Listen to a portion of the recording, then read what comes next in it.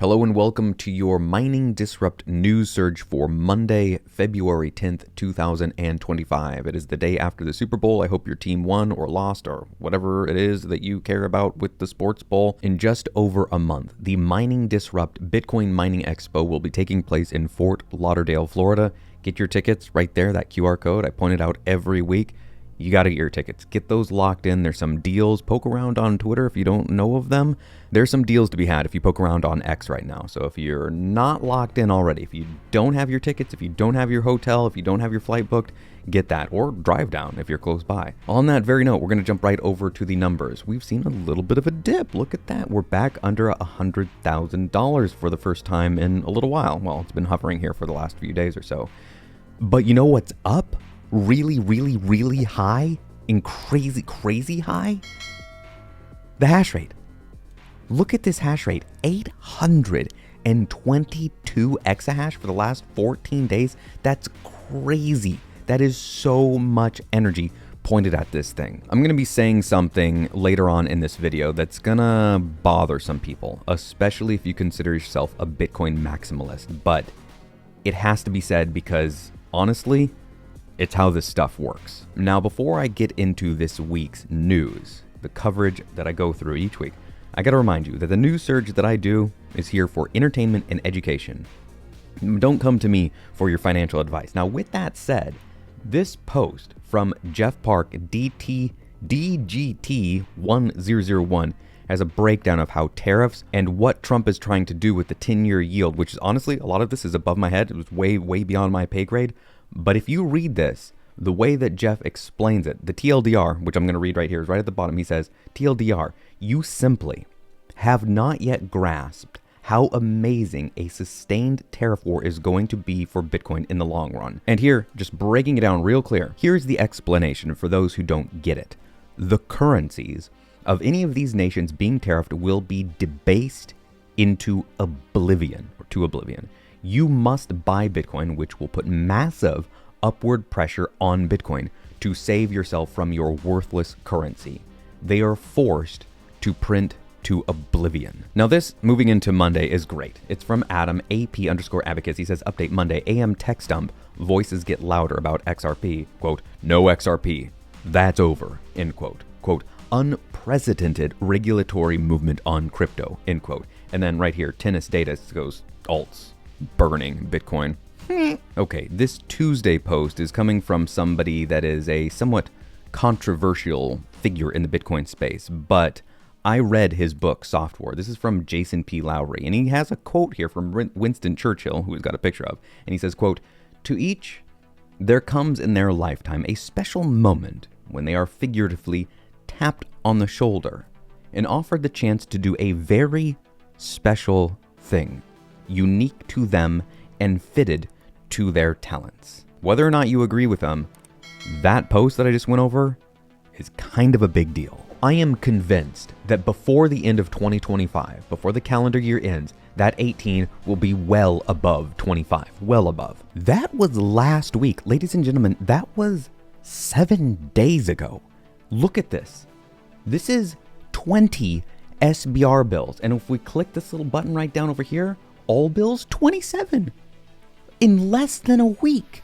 This one, Eric Trump saying, feels like a great time to enter Bitcoin. Now this next post is from Dennis Porter, and here he is. He's talking about Utah passing the strategic Bitcoin reserve into the House. Now it still has to go through some other steps, but it's moving along. Things are happening. Now this is going to be in the core of what I talk about in my opinion piece, and what I have to say is going to piss some people off. It is. If you're a hardcore Bitcoin maximalist, and I consider myself one of these, this is something that I have to kind of confront with, and I've had to kind of come to terms with. And it's a little bit, I guess, unsavory. Something I'm not a huge fan of, but I get it. Moving on into Friday, we've got this tweet from Simply Bitcoin that explains just how rare it's going to be to have really any significant amount of Bitcoin. 1 to 4 million Bitcoin are gone. It's just gone forever. Just period. Gone. Less than 1 million people will hold a Bitcoin. Less than 1 million people. Less than 20 million, which is already a pretty dang small fraction of the entire global population, will own a tenth to one Bitcoin. And 250 million, which is less than the population of the entire United States, will hold 0.01 to 0.1 Bitcoin. Now, as we move into Saturday, I want to call your attention to something that just happened in the past month, 6 weeks ago. Do you remember when Saylor, Michael the Bitcoin Chad Saylor, met with the head of Rumble? Do you remember that? Do you remember what happened soon after? Do you recall? Because I do.